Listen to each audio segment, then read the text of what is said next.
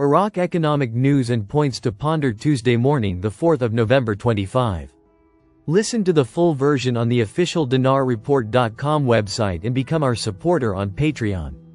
An expert told Shafaq News, 90 trillion dinars are hoarded by Iraqis and do not reach the banks. Energy and Business, the 2nd of November 2025, 109. Shafaq News. Baghdad financial expert Mahmoud Dagher revealed on Sunday that the total amount of cash held by the public is estimated at around 90 trillion dinars. Out of 98 trillion dinars is the size of Iraq's money supply. Dagher, who previously served as a director in the Central Bank of Iraq, told Shafaq news agency that the volume of currency issued is around 98.1 trillion dinars, of which 88 to 90 trillion are held by the public. He added, the public doesn't just mean people, but rather with merchants, contracting companies, and industrialists, indicating that Iraqis they hoard money instead of depositing it in banks, because our society likes to deal in cash. It takes a long time to get used to electronic payment methods, in addition to the lack of trust in banks among some depositors after the setbacks that occurred in the banks. He pointed out that all these things are considered behavioral issues. People are accustomed to keeping a portion of their money, and so are companies. Therefore, this is how Iraqis think. According to experts, this phenomenon has many aspects. The negative aspects include the central bank losing effective control over the money supply, and its tools, such as interest rates or discounting, become less effective, while banks suffer. Financing is hampered by a shortage of liquidity, which weakens its ability to finance projects and pushes investors away.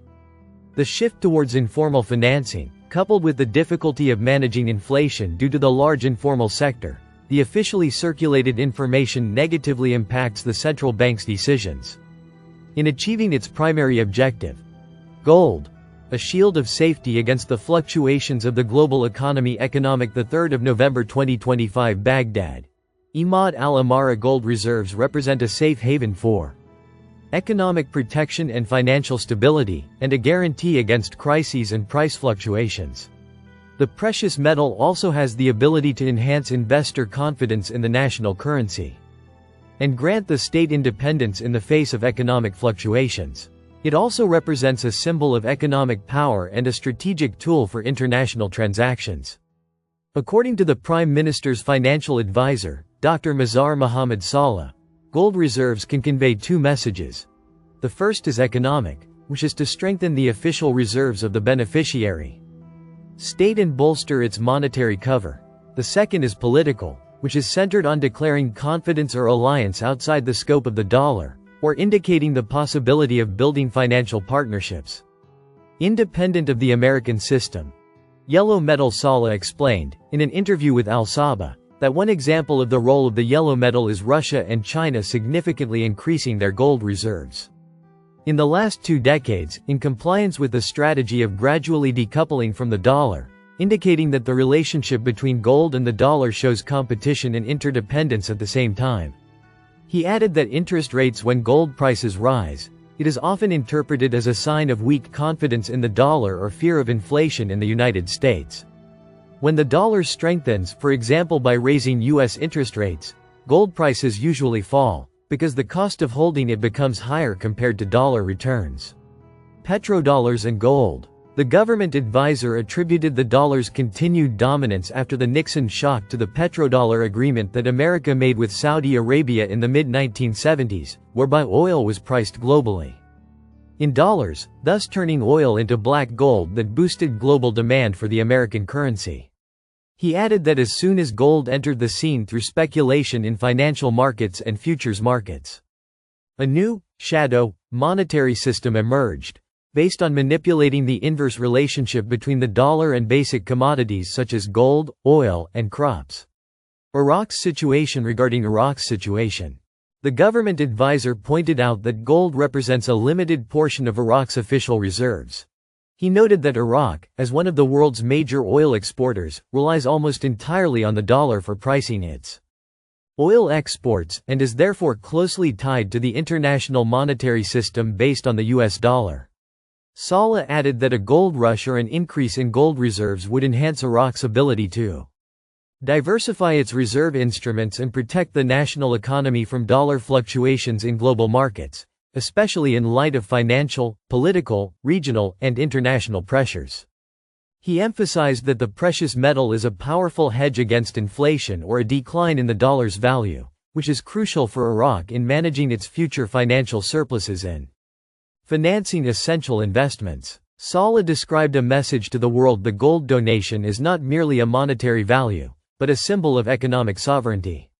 He explained that it increases Iraq's leverage in financial negotiations and grants it greater flexibility in managing its reserves, reducing its total dependence on the dollar. He further clarified that any gold donation to Iraq sends a message to the world that the country is striving to bolster its gold reserves as part of a strategic economic diversification policy, not simply to accumulate idle assets. The government advisor argued that, within the current international monetary system, this step provides Iraq with additional flexibility in managing external shocks and reduces its vulnerability to relying solely on the dollar in the face of global fluctuations in oil prices or financial volatility.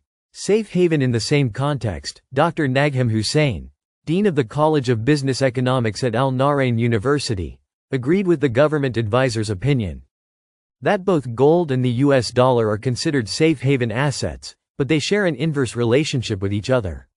When the value of the dollar decreases, the demand for gold increases, which leads to a rise in the price of the yellow metal, and vice versa.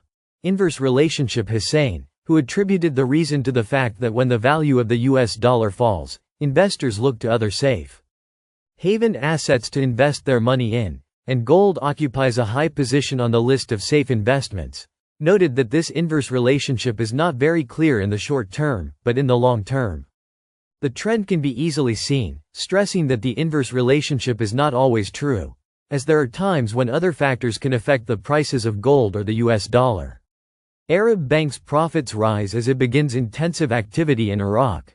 2025 last updated, November 2, The Independent. The financial results of the Arab Bank Group for the end of the third quarter of 2025 showed the continuation of the strong performance of the group, with remarkable growth in net profits, assets and deposits, reflecting the strength of its strategy and its effective management of risks and capital. Net profit after tax reached $818.1 million United States dollars, compared to $748.6 million United States dollars in the same period last year, representing a 9.3% increase. The group's assets also rose to $76.8 billion United States dollars, reflecting an 8.9% growth compared to the third quarter of 2024.